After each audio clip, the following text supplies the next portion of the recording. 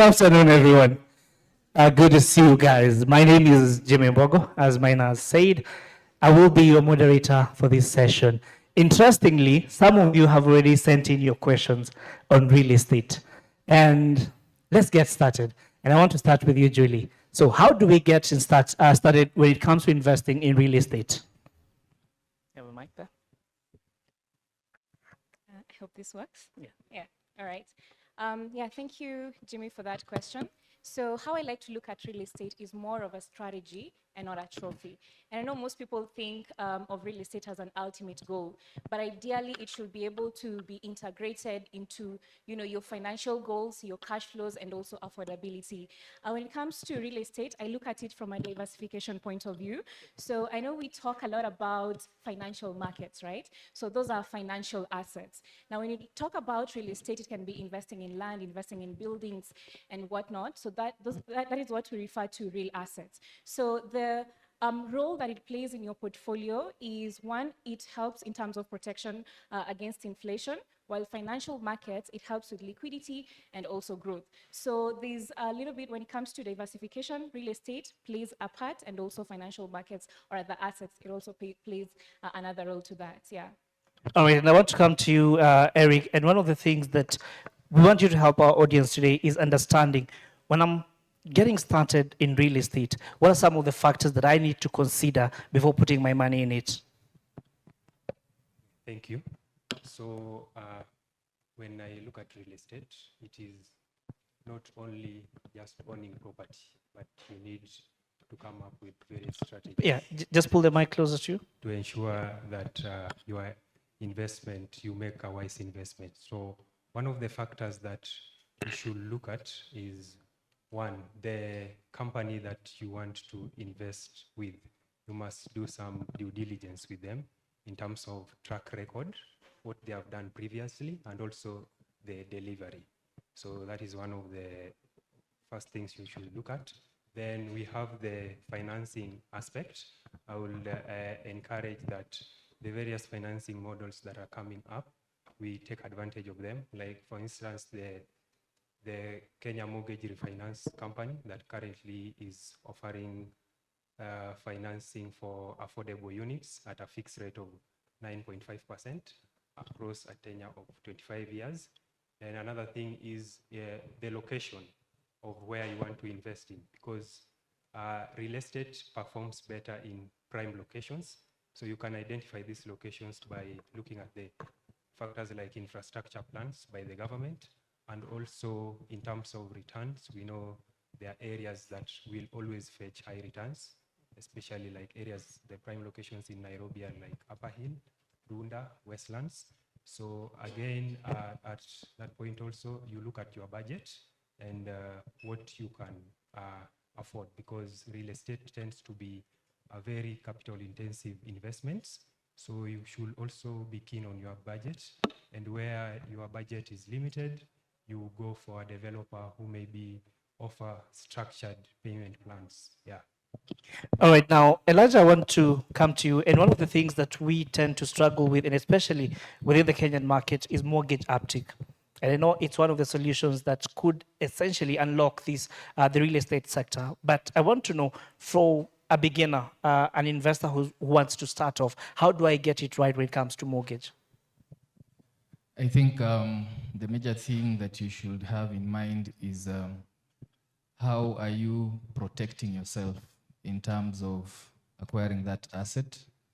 There are ways that if you go the cash basis route in terms of your purchase, then that can, it might look like it's saving you costs, but if you are to involve a mortgage financing option, then you're able to protect yourself in that process end to end. Why? Because the bank, you are basically sharing the risk with the bank, in the sense that the partners that the bank works with, these are the lawyers, will do all the due diligence on that particular asset that you're acquiring. You go to the valuers, they will always give you the right values so that you're not overpaying for an asset. Yeah, so that's really critical, and those are some of the things that we do have when you take a mortgage option. Then you also have the aspect around insurance. Yes, you can get your own insurance for the asset or even protect your own life. However, when it comes to going through a mortgage process, you protect yourself in the sense that when a claim is made by a bank who've got a very big portfolio, that claim is settled faster. Number two, those premiums are highly negotiated, they are quite low. So in that sense, then you are protected from high costs of onboarding, but also the partners who come in to support the process also have your interest at heart. So in that sense, you secure yourself. And you also have to go for as you get into that journey, you have to look at how much will it cost you, essentially. And you have to really scout for the right product that is well priced, that can help you get into that journey and finish it. How the bank comes in is that we will advise you based on even the asset that you're getting.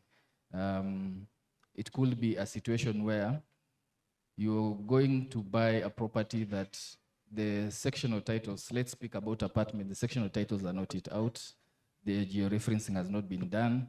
Probably you want to acquire that asset so that you can have rental income coming in immediately, and you don't, or you want to use that asset to also get equity out of it and use it to get some loan, to just build your portfolio. And that takes another 4 years or 3 years to get the title out. Those are some of the things that the bank can help you with to ensure that that area is covered, you get the right asset. So there are many ways that as you're coming on board, going through a mortgage process, you're well secured and well covered. All right, thank you very much. Now, Grace, before I come to you, allow me to come to Aseno. And one of the things that we know Saccos are doing, when you look at the recent SASRA report in terms of how Kenyans are spending their money, real estate is one of the key areas that they're spending, as well as education and a bit of investment. But the question that I want you to help us understand, there seems to be an affinity towards building homes and not necessarily investing in real estate for prosperity. Thank you so much. So majority of the Sacco members are basically looking at, most of them are first-time owners of homes. So they're looking at an option whereby they're able to buy a house or build. So we did a survey and we were looking at what the members want. And they clearly told us more than 80% of the members, most Kenyans don't have homes. And that's why there is a rush towards owning a home. And that is where the Saccos come in. Because in the Sacco space, all you need to do is to save. Then you're given a mortgage, a housing facility as a multiplier of what you've saved. So for instance, it could be 3 times, 4 times. For instance, at Kimisitu, we issue up to 7 times of what you have saved. The advantage, again, for this is that the collateral becomes whatever you're buying. Whether it's the sectional property, whether it's the new house that you're building, that becomes the collateral. And more members are looking at an investment, a tangible investment, yeah. All right, and just to remind our audience in the room, you can also be part of this conversation. Send in your questions on Slido, and as we continue this conversation, I will be sampling some of them. Grace, I want to come to you. And when you look at some of the cases that we have seen, a lot of fake title issues, someone saying that the transaction that I made, I was conned of that transaction. So for those that are in this room and they want to go and invest in real estate, what are some of the legal hurdles that they need to start making peace with and know that these are some of the checklists that I have to go through when it comes to investing in real estate? Thank you for the question. The first thing that I'd advise people to do is to do an actual site visit, because at times when someone is advertising a place that it's out for sale, you just imagine that it exists, engage maybe a lawyer, and now you start the purchase process. But that is not correct. You need to actually go to the site, see and verify that the property is actually there. You can get to know a lot about the property when you go to the site. You'll get to know things that you cannot get maybe through a search by visiting the actual property. Maybe you'll get to hear from the neighbors that this property is being sold to many people. And at times you might be buying a house, then when you visit the site, you find that the site is actually vacant. So that's the first step. The next step, you need to, when you're visiting that site, you need to go with a surveyor. A surveyor will assist you in terms of getting the boundaries so that you can confirm the acreage that you're buying matches whatever is on the title. The third thing is to get ownership documents from the sellers. You need to get the copy of the ID, make sure that the ID matches the ownership details on the face of the title. You also need to do searches. The searches are normally done at the lands registry, and the others that are done at the company's registry, especially if the owner is a company. Then the other thing is you make sure that before you pay any deposit, you have to have an agreement, because all land transactions need to be in writing. So don't pay any deposit until you have everything in writing. So that's the due diligence bit. Yes. So, Grace, before I let you go, so there's a question around trusting these land buying or land selling companies. What is the risk in that? I think when it comes to real estate transactions, I don't think trust is a word you want to really use. You should verify. I'd urge everyone to verify, and especially you need to do a background check. You see, there are companies such as Centum that have been here for a while. We've seen their projects. We know they are verifiable. Like I come from Mark and Partners Advocates. We actually based in the same premises at Two Rivers, where Centum has one of the projects. You see, if you invest in such a company, you're assured that it has clean deals. But the other land companies that are selling, if you don't know much about them, it's hard for you to really trust. You must go all out to really do the due diligence I've explained. You can't really trust them, especially when it comes to off-plan. You can end up spending so much money paying deposits, then you invest into something that doesn't really exist and will never exist. And exactly, just speaking about these off-plan transactions, there seems to be a shift in terms of the number of Kenyans who are also buying apartments. Unlike land, what are some of the due diligence process that I need to undertake when it comes to buying an apartment? When it comes to an off-plan apartment or any apartment, you just follow whatever I've told you. If it's an already built apartment, you need to visit it, verify it's there, make sure the specifications match what you want, make sure you have a sale agreement, make sure you sign it before you make any payment, make sure you have a lawyer to protect you in terms of the clauses, because most of the apartments are you normally get a sublease. There's something we call a sublease. It's a title. It has many covenants in them. So a lawyer will be able to go through and tell you that this is safe or this is not safe. No, okay, thank you very much, Grace. I want to come to you, Julie. And the biggest headache for a lot of us in this room, I believe, is the 5th of every month. This is the time that we are supposed to have paid our rent. So how then do I start this journey of moving from a rental maybe to owning? Thank you for that question. So first of all, when it comes to ownership, it's more of a journey than, a race, right? And I'm pretty sure there's a lot of I can say pressure, because everyone is, building, everyone is buying apartments and whatnot. But essentially, you should be able to, first of all, understand your goals. Like, yes, there are people who prefer renting, and renting is not a bad thing per se, but then we all have different goals. There are people who prefer, I can buy or build so that I have that peace of mind and that sense of ownership, and, when it comes to owning a home. Now, if you have decided that, I don't want to rent anymore, I want to go towards the home ownership way, it all starts with now, first of all, deciding, how do I get there? First thing first, you look at your current, financial situation, what is coming in every single month.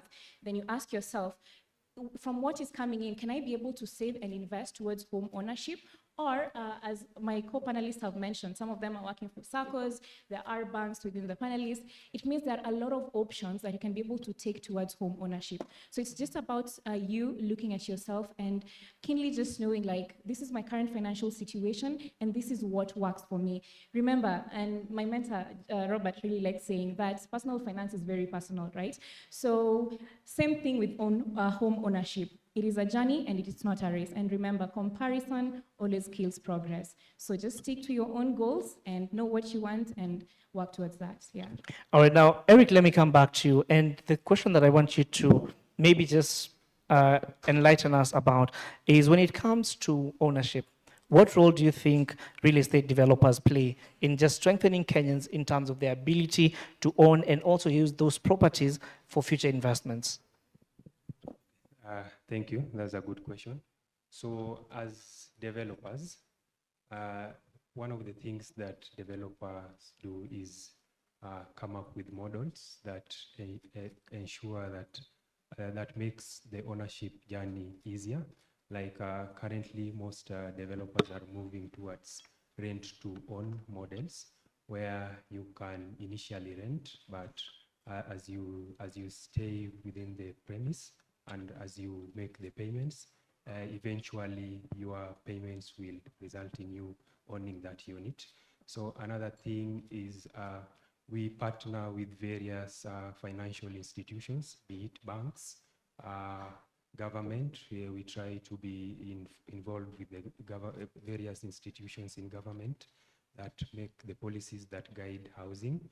So for instance, one of the major things that Kenya should be proud of, and also the people here, is the birth of the Kenya Mortgage Refinance Company, which has really reduced the interest rates to single digits. Currently, you can get a loan of up to 10.5 million at a rate of 9.5% over 25-year tenure.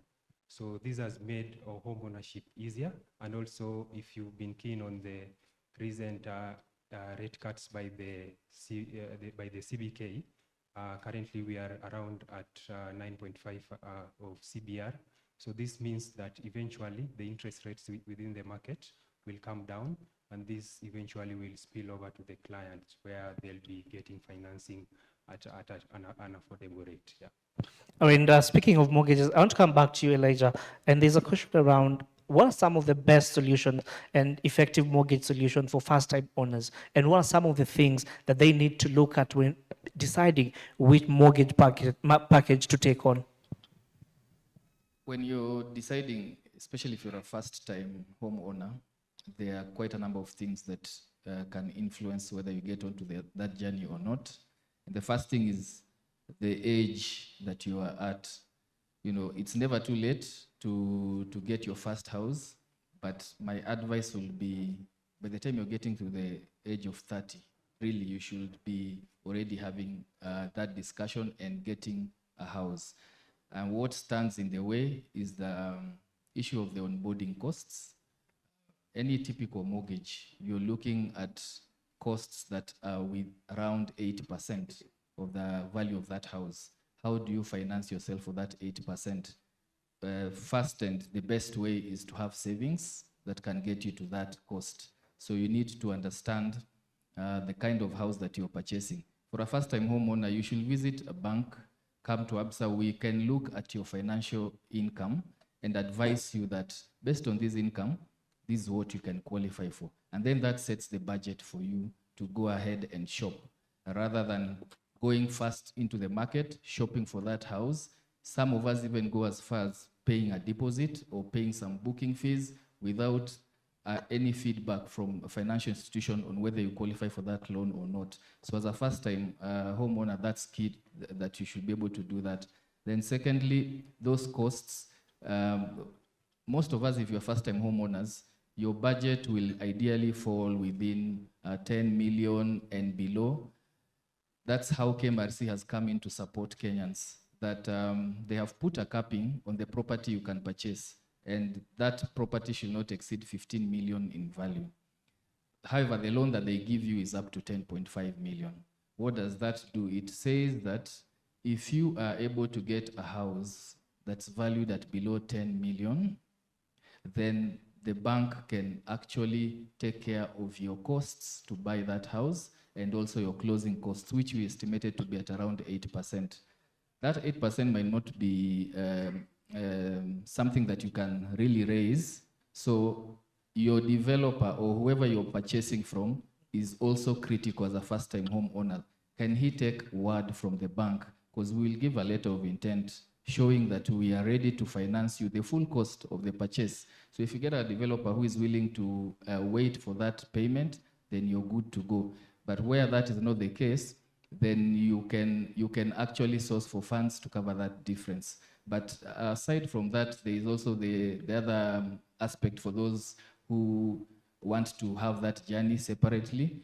We have an option around off-plan, and that in that off-plan option, we do work with the developer who is selling the house around how we do a collateral arrangement with the developer, such that before even the house is done, while it's still being done, we can actually finance and give out at least 90% of the cost of that house to the developer so that he can finish. But that has to be a really reputable developer, and we also have to sit down with that developer and agree on what collaterals can come in. And we are able to cover you as a customer. In the event that the developer does not complete the construction, that deposit comes back to you that will have been paid. So we have several solutions that we can give for first-time homeowners.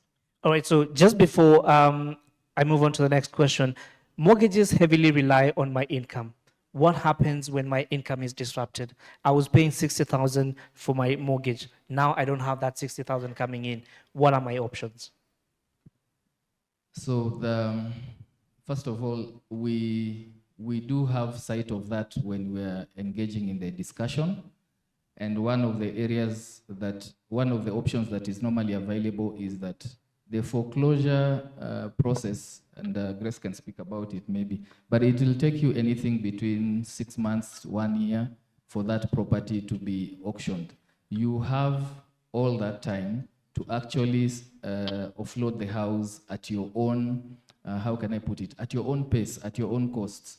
But aside from that, as you're starting, there is the bit around insurance that can come in and protect especially those who have been retrenched. So we have an optional cover under insurance. It's priced at around 0.15% of the loan balance or the loan that you've taken, and that protects you. The insurance company is able to come in and pay up to 6 to 9 months of installment, or even up to 3 million shillings, depending on the package that is on the table. So that can cushion you for that period so that you weigh your options. However, aside from that, I always try and counsel our customers that it is good to make extra payments.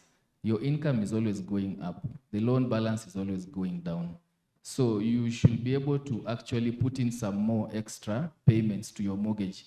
That will kick in and help you in the event that you lose your job, because you'll be maybe 1 year or 2 years or 3 years ahead on your mortgage repayments. We can sit down and recalculate your monthly installment to fit that gap that you'd already created for yourself, to fit what income that you can have that is reduced. So there are different options that we can use to just help you in that period.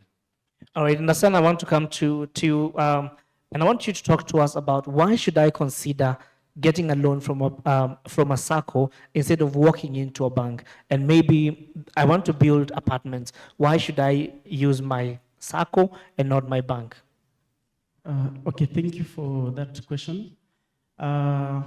First of all, in the Sacco space, when you join a Sacco, number one, you're a shareholder.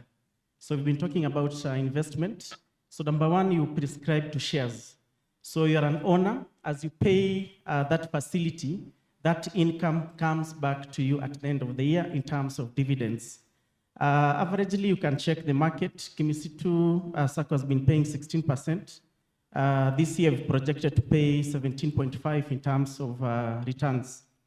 Number two, Saccos give a variety of options.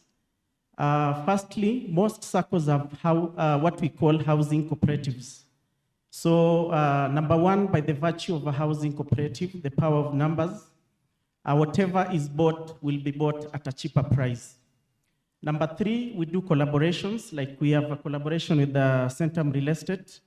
So you realize that even as a first-time home owner, if you come through the collaboration, that price is already negotiated for. So realize that if you go to them directly, because us, we have the power of the numbers, we have more than 20,000 members. So when you approach Centum, we tell them, this property is going for 13 million. We want to negotiate a discount of 500,000, and we do that.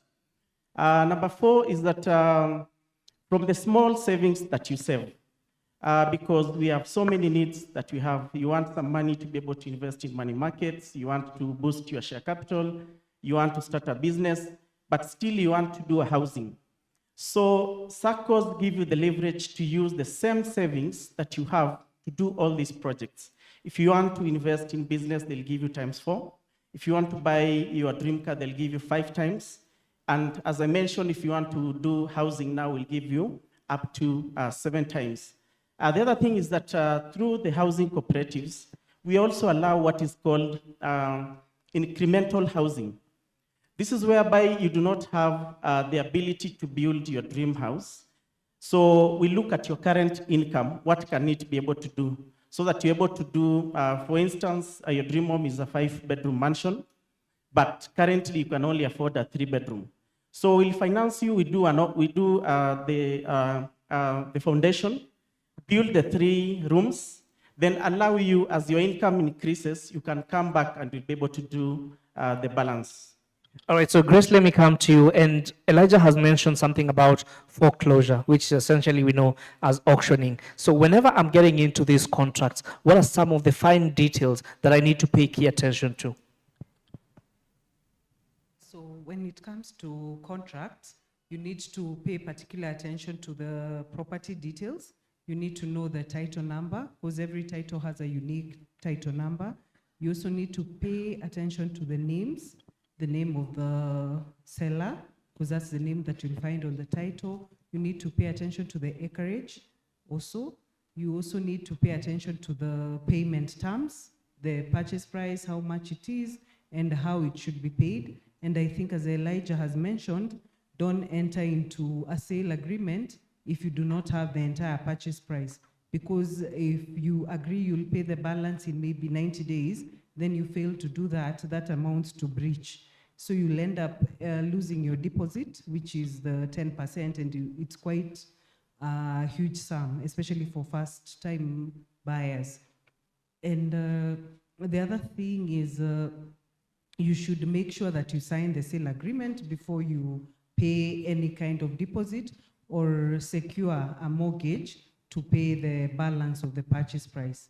And also, you also need to make sure you pay all the taxes, because people need to pay like stamp duty. If you fail to do that, KRA will come after you. All right, so let me come back to Julie. And the question, Julie, that I want you to make it make sense to us is when I'm making this decision about investing in real estate, how much of my income should I put in that? That's a very good question.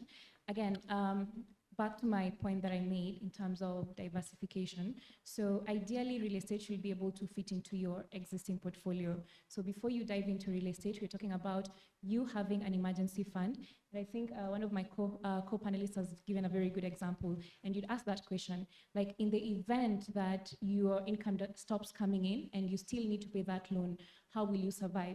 So that brings us to having an emergency fund is very important in as much as you're making that decision to take up a mortgage, because for the 8 months that they're waiting until they auction your property, how will you be surviving? So that is one.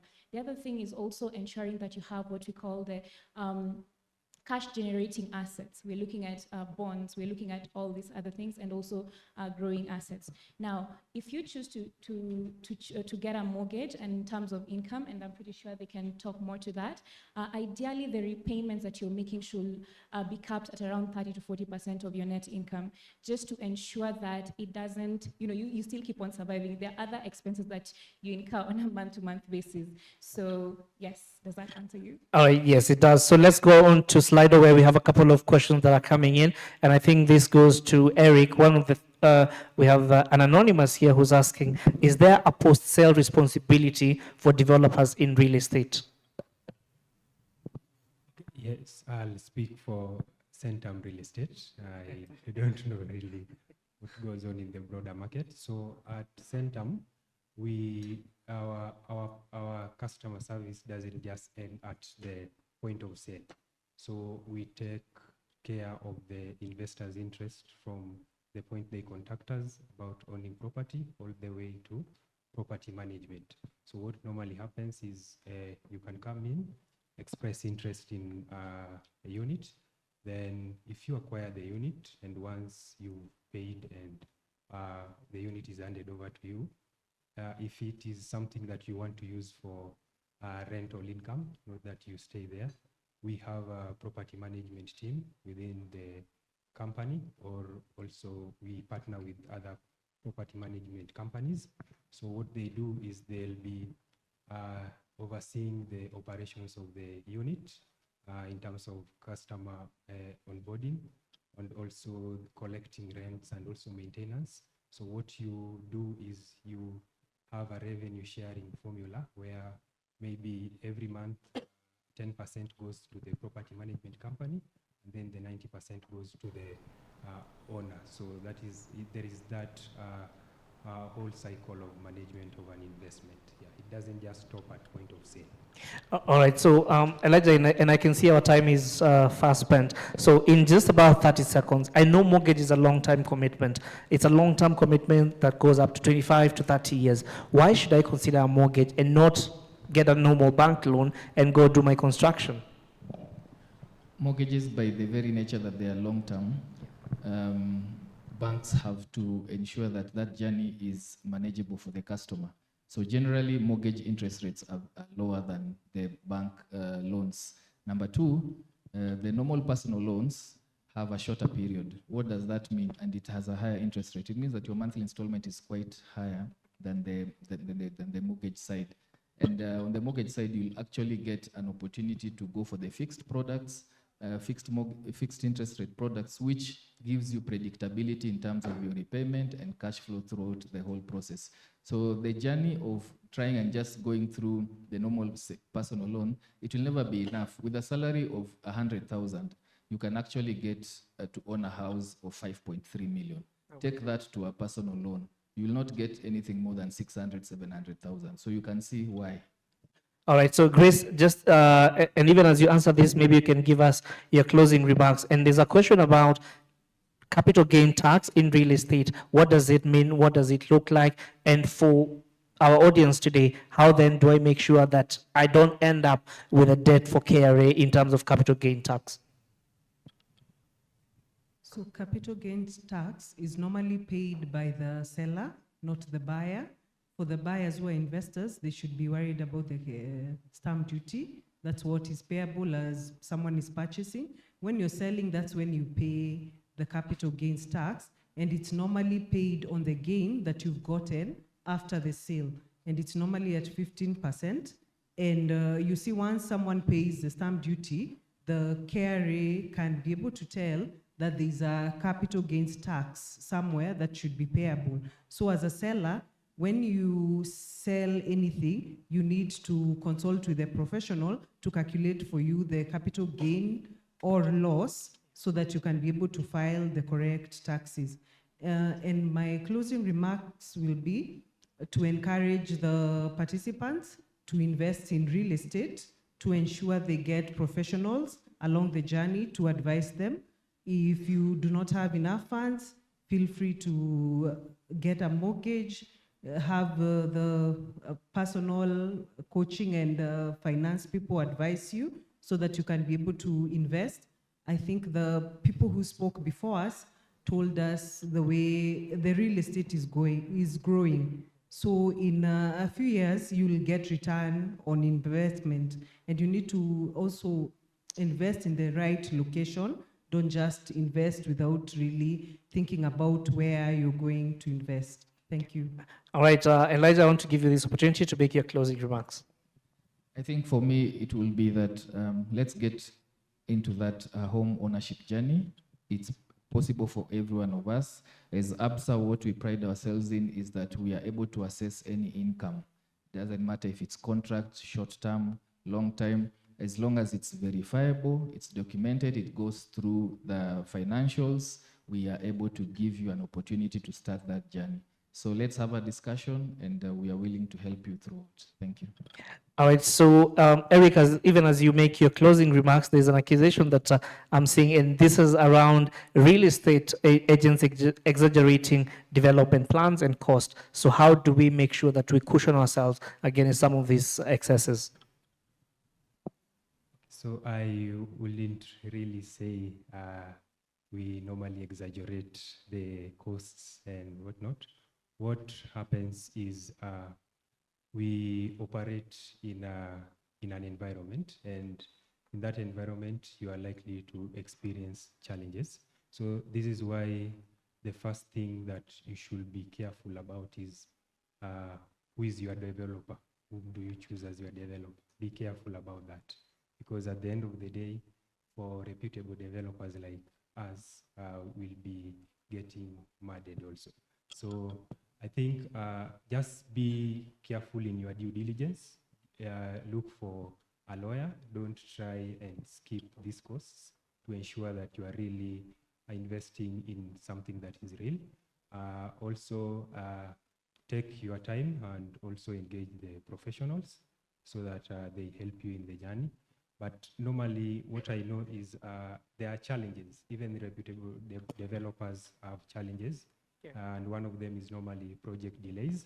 But if a developer has consistently shown over the decades that eventually they deliver, what the problem is not the project delay, but non-delivery. That should not be allowed.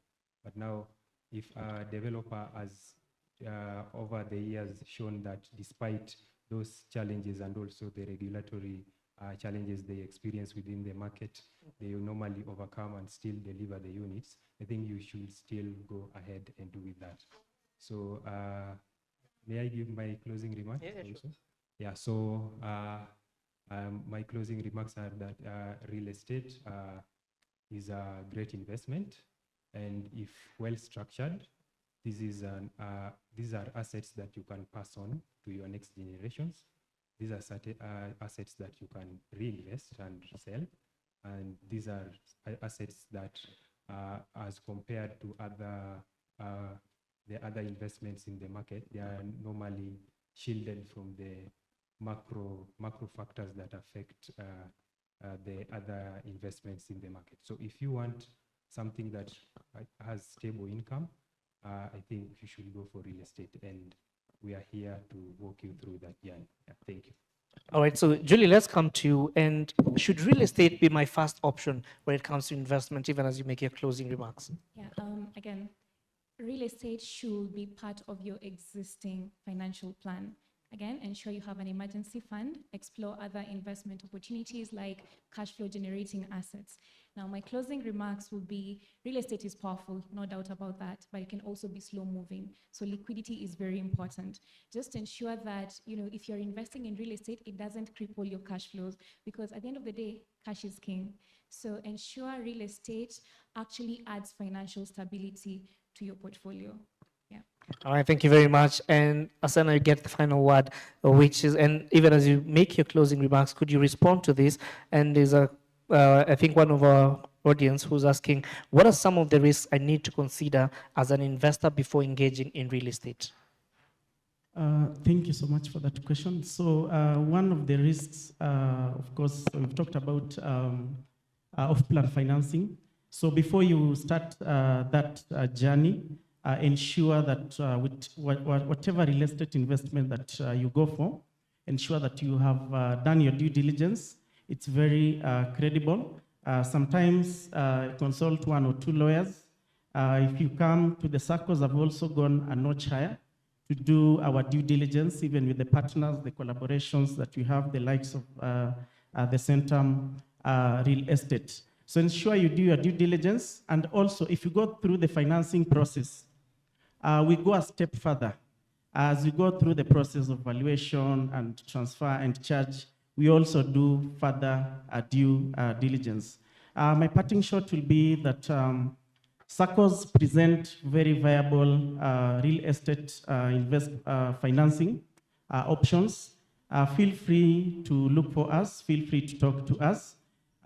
We have both the affordable category where we have partnership with KMRC, but still if you are above 10.5, Saccos still offer affordability. We are talking of interest rates of 12% per annum on a reducing balance. And all the closing costs are also catered for. We do 105% financing. Thank you. All right, thank you very much. And that's all the time we have for you this afternoon. A big round of applause to my panelists. Asanteni sana from FA Julie, thank you for coming. Eric, thank you for being here. Elijah, asante sana. Jonathan Aseno and Grace, asanteni sana for making time to be here and being part of this conversation. And to all of us who are following this conversation, the experts are still around. You can grab one of them and have a side conversation after this session. Asanteni sana. Have a good afternoon.